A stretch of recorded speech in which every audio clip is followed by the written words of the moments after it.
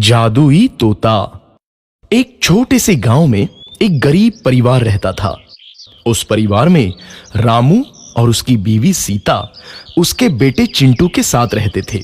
उसी गांव में एक तोता भी रहता था। उसका नाम था रघु। वो किस्मत का धनी था। जहां भी जाता वहां किसी भी चीज की कमी नहीं पड़ती थी। एक दिन रघु उड़ते उड़ते उस गरीब परिवार के घर गया। रघु सोचता है, अरे वाह, लगता है यहाँ आज बहुत अच्छा खाना मिलेगा। मैं पेट भर के खाऊंगा। वो एक कटोरी में रखे अमरूद देखता है। अरे वाह, अमरूद, मुझे तो ये बहुत पसंद है। मैं तो इसे पेट भर के खाऊंगा। रघु तोता अमरूद खाने ही लगता है। तभी सीता रघु को अमरूद खाते देखती है तो गुस्सा हो जाती है और उसे वहां से भगा देती है। भाग यहाँ से, न जाने कहां से आ जाते हैं। मैं तो परेशान हो गई हूं इनसे। सीता के भगाने के बाद रघु चुपचाप से एक कोने में रहता है। धीरे धीरे उस परिवार की बरकत होने लगती है। एक दिन रामू और सीता खाना खाते वक्त बातें करते हैं। आजकल हमारी बहुत तरक्की हो रही है, काम भी अच्छा चल रहा है। रामू कहता है। इस पर सीता कहती है, सच कहा, भगवान हमेशा ऐसे ही हम पर मेहरबान रहे। बेटा चिंटू भी कहता है, पिताजी, मुझे खिलौना लेके दो ना, मेरे सभी दोस्तों के पास है। रामू कहता है, ठीक है, जरूर लाऊंगा। सीता कहती है, कितने खुश है सब, मेरे परिवार को किसी की नजर ना लगे। एक तरफ ऐसी बातें होती हैं तो दूसरी तरफ रसोई में रघु तोता भी अमरूद खाते रहता है। मजा आया, अमरूद खाया, मजा आया, अमरूद खाया, मजा आया। तभी सीता रसोई में आती है और रघु तोते को अमरूद खाते देख बहुत गुस्सा होती है।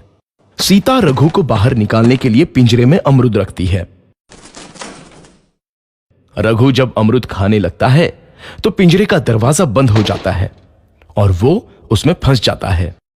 मुझे बाहर निकालो, मैं यहाँ फंस गया हूँ, मुझे बचाओ। अगले दिन सीता पिंजरा उठाकर बाहर दूर उस रघु को छोड़ देती है। रघु के जाते ही उनके घर आई बरकत धीरे धीरे कम हो जाती है। उन्हें बहुत घाटा होता है।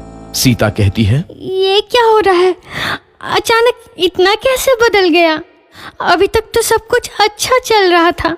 रामू कहता है, लगता है भगवान हम पर रूठ गए हैं। चिंटू भी कहता है, लगता है अब मुझे खिलौने भी नहीं मिलेंगे। और वो रोने लगता है और बाहर चला जाता है। कुछ दिन बाद रघु तोता फिर से उस घर में आता है। वापस आया, मैं वापस आया, अब मैं जमकर अमरूद खाऊंगा। रघु सीधा रसोई घर में चला जाता है और अमरूद खाने लगता है। कुछ देर बाद सीता रसोई में आती है और रघु को देख कहती है, एक तो घर में पहले से इतनी दिक्कत चल रही है और ऊपर से ये तोता मुझे और परेशान कर रहा है।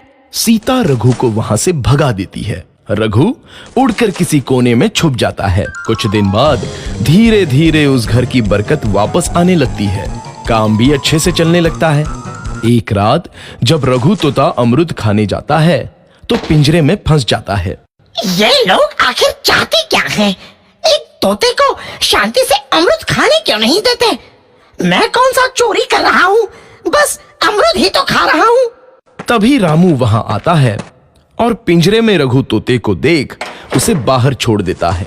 ये तोता भी कितना जिद्दी है, बार बार वापस आ जाता है। जैसे ही रामू रघु को छोड़ देता है, अगले दिन से फिर से उनके घर की बरकत जाने लगती है। काम में घाटा होता है। किसी को समझ नहीं आ रहा था कि ऐसा क्यों हो रहा है। रघु तोता घर आता है तो अचानक बरकत आती है और जब रघु तोता को बाहर निकालते हैं तो बरकत चली जाती है। एक दिन सीता रघु तोते के घर आने और बाहर जाने की स्थिति पर नजर रखती है। ये तोता जब भी घर आता है तो घर में बरकत आती है और जैसे ही ये घर से बाहर जाता है तो उसी के साथ बरकत भी चली जाती है। कहीं ये जादुई तोता तो नहीं है? अगली बार जब ये तोता घर आएगा तो मैं इसे कहीं नहीं जाने दूंगी। सीता रघु का बहुत इंतजार करती है, लेकिन रघु तोता दोबारा उस घर में कभी नहीं आता।